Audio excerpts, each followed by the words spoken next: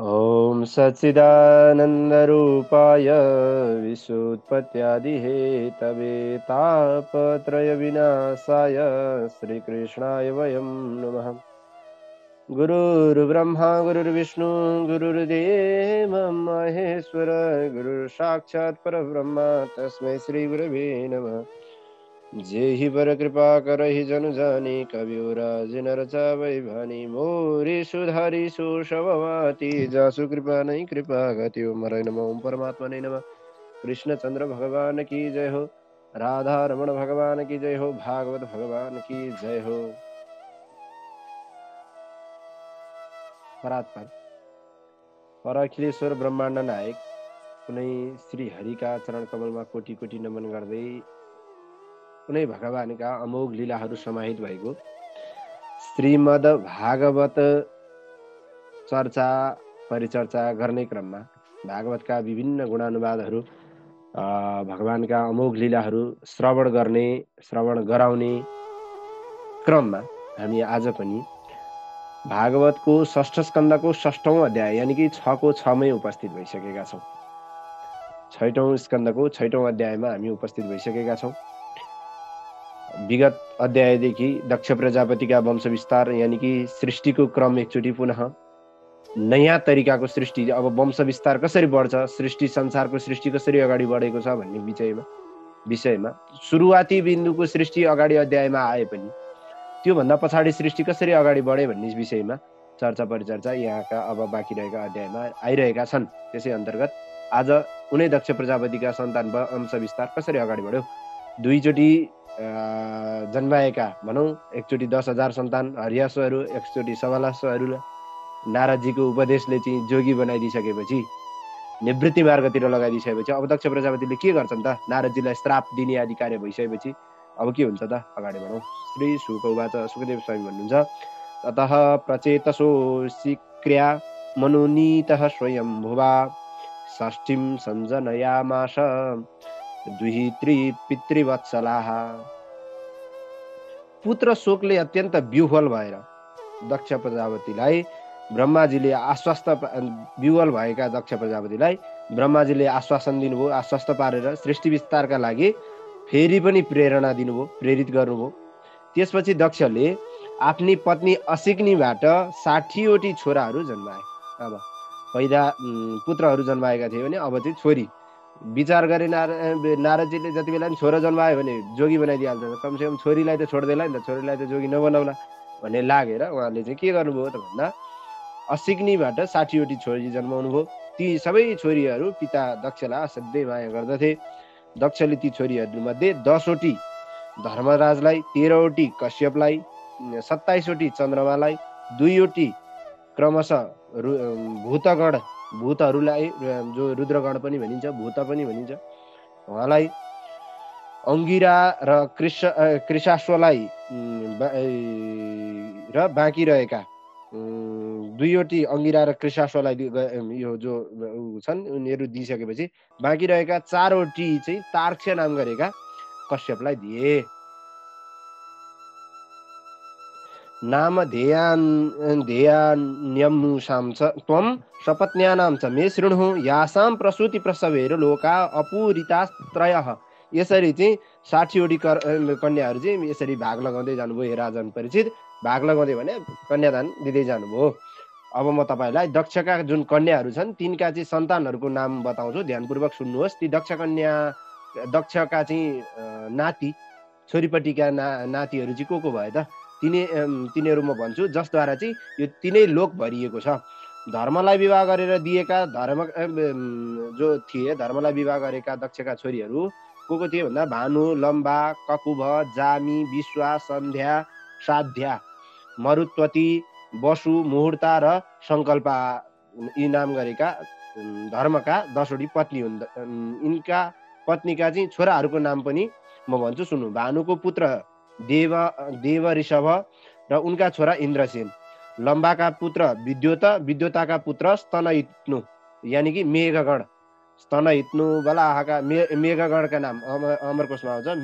मेघ भनेको स्तनहित्नु भनेको मेघगण। अनि ककुबबाट चाहिँ सङ्कट नाम गरेका पुत्र उत्पन्न भयो भने सङ्कटबाट किकट र किकटका पुत्र पृथ्वीका दुर्गहरूका मालिक, त्यो दुर्गहरूका अभिमानी देवताहरू हुनुभयो। जामीका पुत्र स्वर्ग नामका चाहिँ पुत्र भयो भने स्वर्गका पुत्र नन्दी भए। विश्वका विश्वदेव नामक पुत्र भए। विश्वदेवको चाहिँ कुनै पनि सन्तान भएन, त्यसैले उनलाई चाहिँ अपुत्र यानि कि सन्तानहीन भनेर भनिन्छ। साध्यको पुत्र साध्यगण नामक गण नै भए, जसलाई देवगण र उनका पुत्र अर्थसिद्धि नामक गरेका पुत्र भए। मरुत्वतीका मरुत्वान नाम गरेका पुत्र र जयन्त नाम गरेका पुत्र गरेर दुईवटा पुत्र जन्मिए। जयन्त भगवान वासुदेवका अंश हुन् भने यिनैलाई उपेन्द्र पनि भनिन्छ।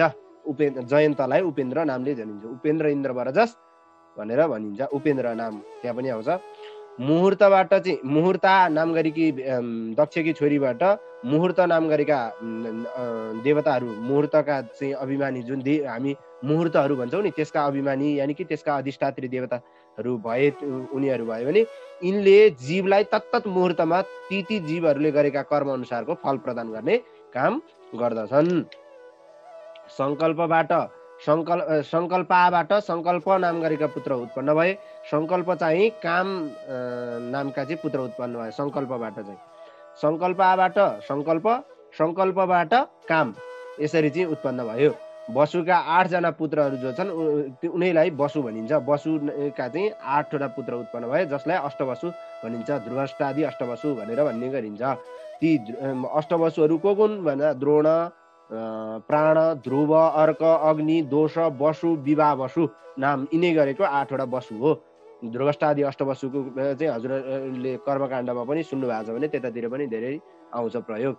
यी मध्ये द्रोणकी पत्नी अभिमतिबाट चाहिँ हर्ष र शोक र भय यी 3वटा चाहिँ पुत्रहरू जन्मिए र अभिमानी यिनका अधिष्ठात्री देवताहरू जन्मिए। जहाँ पनि पुत्र उत्पन्न हुँदाखेरि त्यसका अधिष्ठात्री यानि कि अभिमानी देवता भनेर पनि भनिएको छ। किनभने यो सबै यो नामहरू भनेको प्रतीकात्मक अर्थ हो। यहाँ कुनै सन्तान बच्चाको रूपमा नभएर हर्ष, शोक, यो चाहिँ पृथ्वीमा उत्पन्न हुने भावहरू पनि हुन् कि, त्यही भएर त्यसका अभिमानी देवता भनेको, त्यसका अधिष्ठात्री देवता भनेको।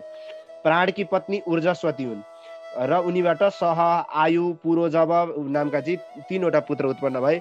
ध्रुवकी पत्नी धरणीले विभिन्न नगरका चाहिँ अभिमानी देवताहरूलाई जन्म दिन्। नगर आदिको अभिमानी देवताहरू जन्मिए। अर्ककी पत्नी वासनाबाट तृष्णा आदि पुत्रहरू जन्म भए। जब वासना हुन्छ तब तृष्णा आदि पुत्र दिन्छ। अग्निकी पत्नी वसोधराबाट चाहिँ द्रविड नामक गरेका पुत्रहरू, द्रविणक आदि गरेका पुत्रहरू जन्मिए। कृतिकाका पुत्र स्कन्द अग्नि पनि अग्निबाटै यानि कि अग्निबाटै वसुबाटै जन्मिएका हुन्। अग्नि नाम गरेका वसुबाट। स्कन्दबाट चाहिँ विशाखा जन्मिए। दोषकी पत्नी सर्वरी थिइन् र उनीबाट शिशुमारको जन्म भयो। सर्वरीबाट शिशुमारको जन्म। यिनलाई चाहिँ भगवान नारायणको अवतार मानिन्छ, शिशुमार होइन। वसुकी पत्नी अङ्गिरसीबाट चाहिँ विश्वकर्मा नाम गरेका पुत्र जन्मिए। यिनकी पत्नी कृति थिइन्। कृतिबाट विश्वकर्माका पुत्र चाक्षुष भनेर जन्मिए, जो चाक्षुष मनुका पुत्रदेव विश्वेदेव गण र साध्य नामक देवगण भए, देवताका गणहरू। विवावसुकी पत्नी उषाले व्युष्ट, रोचिस र आतप नाम गरेका 3वटा पुत्रलाई जन्म दिन्। आतपका पुत्र दिनका अभिमानी देवता भए। अनि पञ्चयाम भनेको रातको 3 याम, 3 र दिनको प्रदोष, त्यो प्रयुष भन्छ, त्यो हो, तिनीहरू भएर जन्मिए पञ्चयाम। त्यो आतपका पुत्र होइन। रातको 3 याम, दिनको प्रदेश भएको यिनैका कारण चाहिँ प्राणीहरू आफ्नो कर्ममा चाहिँ प्रवृत्त हुन्छन्, कर्ममा लाग्छन्। भनेको दिन र रात भएपछि दिन र रात अनुसार मनुष्यहरू कर्म गर्दछन्। भूतकी पत्नी को भइन् त भन्दा स्वरूपा भइन्। स्वरूपा र भूता नाम गरेकी पत्नी 2टा भए थिए। भूतकी पत्नी त्यहाँ अगाडि सुन्नुभएको थियो, भूतलाई 2टा पत्नी दिएको कुरा। ती मध्ये स्वरूपाले करोडौं रुद्रगणहरूलाई जन्माइन् भने ती मध्ये रैवत, अज, भव, भीम, वाम, उग्र, वृषाकपि, अज, एकपात, अहिर्बुद्रणीय, बहुरूप नाम गरेका 11 रुद्र चाहिँ प्रमुख भए, जसलाई 11 रुद्र भनेर भनिन्छ। यी 11 रुद्रका चाहिँ पार्षदहरू जो देख्दैमा भयङ्कर छन्, डरलाग्दा छन्, ती भूत विनायक आदि भूतकी दोस्रो पत्नीबाट भूताबाट उत्पन्न भएका हुन्।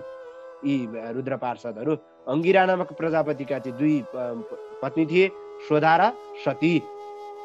तीमध्ये स्वधाले पितृलाई चाहिँ जन्म दिनु भने सतीले अथर्वाङ्गिरा नामक वेदलाई पुत्रका रूपमा जन्म दिइन्। सतीले कृशाश्वले अर्ची नाम गरेकी पत्नीबाट धूम्रकेश नामक पुत्र उत्पन्न गरे भने धिषणा नाम गरेकी अर्की पत्नीबाट वेदशिरा नाम गरेको वेदशिरा, देवल, वयुन र मनु नाम गरेका 4वटा पुत्रहरूलाई जन्म दिइन्। तार्क्ष नामक कश्यपका विनता, कद्रु, पतङ्गी र यामिनी गरी 4वटा पत्नी थिए। यी मध्ये पतङ्गीले पक्षीहरूलाई, यामिनीले सलह आदि किराहरूलाई, हेर्नुहोस् भागवतमा पनि पहिले सलह आदि किराको बारेमा पहिले भनिएको रहेछ। सलभा नथ सल नयाँ कुरा चाहिँ होइन राजा है। सलह आदि किरालाई, सुपर्णाले भगवान विष्णुको चाहिँ वाहन आदिलाई, गरुडलाई विष्णुका वाहन गरुडालाई र भगवान सुपर्णाले चाहिँ गरुडलाई र सूर्यदेवको सारथी अरुणालाई पनि जन्म दिएकी हुन् सुपर्णाले। कद्रुले चाहिँ अनेकौं नागहरूलाई कद्रुले चाहिँ नागगणहरूलाई चाहिँ उत्पन्न जन्म दिइन्। हे महाराज परीक्षित, कृतिका आदि 27 नक्षत्रका अभिमानी देवीहरूले सबै चन्द्रमाकी पत्नी हुन्। दक्षको श्रापका कारण चन्द्रमामा क्षय रोग बनेका थिए चन्द्रमाको, र उनका कुनै पनि पत्नीबाट सन्तान भएनन्। कृतिका आदि 27वटा पत्नीहरू चाहिँ दक्ष प्रजापतिका जुन छोरी छन् उनीहरूलाई चन्द्रमाले चाहिँ चन्द्रमाले चाहिँ बिहा गरेका थिए। रोहिणीलाई चन्द्रमाले अति प्रेम गर्दथे। यी 27वटा मध्ये रोहिणी चाहिँ जो थिए उनलाई चाहिँ अति नै प्रेम गर्दथे। बाँकी 26वटीलाई चाहिँ अलिकति अब भन्यो एउटामा बढी प्रेम भइसकेपछि अर्कोमा अलिकति कम भएको जस्तो आभास हुनु स्वाभाविकै हो, र उपेक्षा पनि त्यसै गर्थे। ती छोरीहरूको उपेक्षाको अवस्था बुझेर चाहिँ ती छोरीहरूले अब पिताजीलाई भने होलान् होइन, एउटीलाई मात्र माया गर्छन्, हामीलाई चाहिँ हेला गर्छन् भने होलान्। त्यो देखेर चाहिँ दक्षलाई चाहिँ चन्द्रमादेखि अत्यन्तै रिस उठ्यो र उनले चन्द्रमालाई श्राप दिए। दक्षको जुन श्रापका कारण चन्द्रमा क्षयरोगी बन्न पुगे र उनका चाहिँ 27वटा पत्नीहरूबाट चाहिँ कुनै पनि सन्तान जन्मिन सकेनन् क्षयरोगी भएका कारण। पुनः प्रसाद्यतम सोमम कलालेवे क्षय दिदा।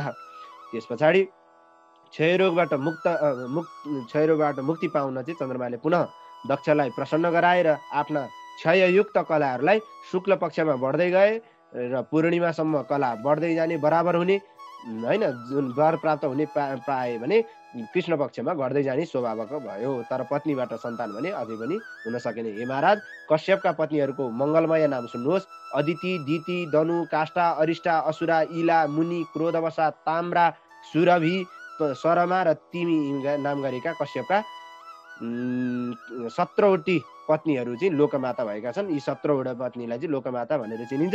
यिनीहरूबाट नै सम्पूर्ण जगतको उत्पत्ति भएको छ र जगतका सम्पूर्ण प्राणी जगत जो देखिन्छ उनीहरू कश्यपका यिनैबाट सन्तान विस्तार भएको छ। ती लोकमाता मध्ये तिमीको गर्भबाट जलजन्तु, सरबाबाट बाघ आदि वनचर जन्मिए, सुरभिको गर्भबाट गाई भैँसी अरू आदि गरेका खुर भएका पशुहरू जन्मिए, ताम्राको चाहिँ पुत्रको रूपमा चाहिँ बाज, गिद्ध आदि पक्षीहरू जन्मिए, मुनिको गर्भबाट अप्सराहरू जन्मिए, त्यसै गरी क्रोधवसाको पुत्रका रूपमा सर्प, बिच्छी, विषालु जीवजन्तुहरू जन्मिए, पृथ्वीमा उत्पन्न हुने समस्त वनस्पतिहरू इलाका पुत्र हुन्, इलाका पुत्रको रूपमा जन्मिए, र राक्षसहरू सुरसाका पुत्र हुन्। अरिष्टाका पुत्रहरू गन्धर्व हुन् भने एउटा मात्र खुर भएका घोडा, गधा आदि काष्ठका पुत्र हुन्। दनुका 61 जना छोरा भए, यी मध्ये मुख्य छोराहरू 18 जना छन्। ती मुख्य छोराहरू को हुन् भन्दा द्विमूर्धा, सम्बर, अरिष्ट, हयग्रीव, विभावसु, अयोमुख, शङ्कुशिरा, स्वरभानु, कपिल, अरुण, पुलोमा, वृषपर्वा, एकचक्र, अनुतापन, धूम्रकेश, विरूपाक्ष, विप्रचित्ति र दुर्जय नाम गरेका चाहिँ भए। दनुका 61 जना छोरी मध्ये यी 18 जना मात्रै बहुत चर्चित छन्, अरू पुत्रहरू त्यति चर्चित छैनन्। स्वरभानुकी सुप्रभा नामकी कन्या थिइन्, उनलाई चाहिँ नमुचीले चाहिँ विवाह गरे। वृषपर्वाकी छोरी शर्मिष्ठालाई नहुसका पुत्र ययातिले विवाह गरे। ययातिको प्रसङ्ग कथा पछाडि आउँछ। दनुका पुत्र धेरै कथाहरू पछाडि दोहोरिएर आउँछन्। दनुका पुत्र वैश्वानरकी चारवटी अत्यन्त राम्रा छोरीहरू भए। दनुका पुत्र र यिनीहरूको नाम थियो उपदानवी, हयशिरा, पुलोमा र कालका। यी हे महाराज परीक्षित, ती वैश्वानरकी चारवटा छोरीहरूमध्ये हिरण्याक्षले उपदानवीसँग विवाह गरे। हिरण्याक्षले, ध्यान दिनु होला, क्रतुले हयशिरासँग विवाह गरे। त्यसपछि ब्रह्माजीको आज्ञा अनुसार प्रजापति कश्यपले बाँकी रहेका पुलोमा र कला नाम गरेकी छोरीसँग विवाह गरे। हे महाराज, पुलोमा र कलाको गर्भबाट पौलोम र कालकेय नाम गरेका 60,000 दानवहरू जन्मिए। यी महापराक्रमी, युद्ध गर्न सिपालु, बेला बेलामा यज्ञ विध्वंस गर्ने खालका, अनि इन्द्रबाट अत्यन्त कष्ट भएको थियो। यिनीहरूको कार्यहरूबाट इन्द्र आदिलाई पनि कष्ट पुगेको थियो। त्यसै कारण इन्द्रका हितैषी तिम्रा जो पिता महर्षि जो अर्जुनले स्वर्ग गएको बेलामा एक्लैले पौलोम र कालकेय दानवलाई मारिदिएका थिए। यो अर्जुनसँगको प्रसङ्ग यहाँ जोड्न खोजिएको थियो र यति नै थियो। विप्रचित्तकी पत्नी सिम्मिकाको गर्भबाट केतु समेत गरी 101 पुत्र उत्पन्न भए। तिनीहरूमध्ये चाहिँ जेठा राहु र केतुले चाहिँ ग्रहको मान्यता प्राप्त गरे। जेठा राहु र केतु जो जेठोबाट गर्दै आउँदा यी दुईजनाले चाहिँ ग्रहको मान्यता प्राप्त गरेका थिए। हे परीक्षित, अब क्रमशः अदितिको वंश वर्णन सुन्नुहोस्। अदितिको वंशमा सर्वव्यापक प्रकाशमान भगवानले चाहिँ वामनको रूपमा अवतार लिनुभएको थियो। विवस्वान, अर्यमा, पुषा, त्वष्टा, सविता, भग, धाता, विधाता, वरुण, मित्र, इन्द्र, वामन गरी चाहिँ 12 जना अदितिका पुत्रहरू थिए। अदितिका पुत्र भएकोले यिनलाई 12 आदित्यको नामले प्रचलित छ। 12 आदित्य भनेर चिनिन्छ। विवस्वानकी परम भाग्यवती पत्नी संज्ञा थिइन्। यिनले श्राद्धदेव नाम गरेका मनुलाई जन्म दिइन् भने जुम्लेहा सन्तानको रूपमा यमराज र यमुनालाई पनि जन्म दिइन्। त्यस्तै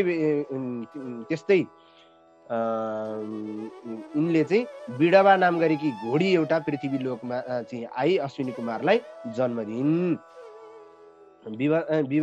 विवस्वानकी अर्की पत्नी छाया थिइन्। यिनले चाहिँ विवस्वानबाट चाहिँ शनैश्चर, छायाको पुत्रको रूपमा शनैश्चर र सावरणी नामक मनुलाई जन्म दिइन्। छायाकी तपती नाम गरेकी एउटी छोरी पनि थिइन्, जसले सम्वरणलाई चाहिँ पतिको रूपमा वरण गरिन्। सम्वरणसँग बिहा भयो छायाकी छोरी तपतीको। अर्यमाकी पत्नी मातृका थिइन्। अर्यमा र मातृकाको गर्भबाट कर्तव्यको जन्म भयो। कर्तव्य र अकर्तव्यको कर्मशील धेरै सन्तानहरू उत्पन्न भए। तिनीहरू आत्मा अनुसन्धान गर्न समर्थ भएकोले ब्रह्माजीले सर्वप्रथम उनीहरू नै आत्मा अनुसन्धान गर्न सामर्थ्य भएका समर्थ मनुष्य जातिको रूपमा सृष्टि गर्नुभएको थियो। पहिलो आत्मा अनुसन्धान गर्न पहिलो मनुष्य सृष्टि नै यिनीहरू हुन्। अर्यमाकी पत्नी मातृकाबाट जन्मिएका कर्तव्य आदि गरेका कर्महरू। पुषाका सन्तान थिएनन्। दक्षको यज्ञमा चाहिँ भगवान शङ्करसँग दक्षसँग चाहिँ रिसाउनु भएको थियो। भगवान शङ्करसँग चाहिँ दक्षको यज्ञमा त्यस बेला रिसाका कारण शिवलाई चाहिँ देखेर यिनैले दाँत देखाएका थिए। पुषाले यो कथा अगाडि सुनिसकेका छौँ। दाँत देखाइसकेपछि त्यही जिस्काउनाले चाहिँ वीरभद्रले यिनको दाँतै भाँच्दिए। त्यसपछि यिनले लिटो पिठो खान थाले। जजमानको चाहिँ उसबाट सहायताबाट, मित्रको सहायताबाट पिठो मात्र खान थाले होइन। यिनको कथा पनि हामीले अगाडि सुनिसकेका छौँ। दैत्यहरूकी बहिनी रचना त्वष्टाकी पत्नी थिइन्। त्वष्टा ऋषिको पत्नी र त्वष्टा र रचनाबाट सन्निवेश र महापराक्रमी विश्वरूप गरेर 2वटा छोरा जन्मिए। विश्वरूप असुरहरूको भान्जा थिए। जब इन्द्रले गरेको आफ्नो अपमानका कारण बृहस्पतिले देवताहरूलाई त्याग गरेका थिए, त्यसपछि देवताहरूले शत्रुकै भान्जा भए पनि विश्वरूपलाई पुरोहितको रूपमा वरण गरे मात्रै के भन्नुभएको थियो। यहाँ नै कथा यहाँ यही अध्यायमा सकिन्छ र अर्को अध्यायमा आउने बित्तिकै अब परीक्षितले प्रश्न गर्न थाल्छन्, ओहो यहाँ त कुरो गडबड भयो, बृहस्पति जस्ता ज्ञानी गुरुले चाहिँ इन्द्रलाई किन छोडे भन्ने जस्तो शङ्का आउन सक्छ। त्यो आउनुभन्दा अगाडि नै यो अध्यायको सार संक्षेप कुरा के हो भने यो पृथ्वीको विस्तार कसरी भयो, पृथ्वीमा मैथुनादि सृष्टिले कसरी अगाडि बढ्यो र को कसका सन्तान भए, कुन जातिका सन्तान हुन्, को हुन् भन्ने आदि कुराहरू छर्लङ्ग छरपष्ट पारेर एकदम खुलस्त खोलिएको यो अध्याय यथामति यथाबुद्धि भगवत परिचर्चाको यो अध्यायलाई इति श्रीमद् भागवत महापुराणे पारमहंस्यां संहितायां षष्ठ स्कन्धे षष्ठोध्याय 6औं स्कन्धको 6औं अध्यायलाई यही पूर्ण विराम। ओम अस्तु परिपूर्णम्।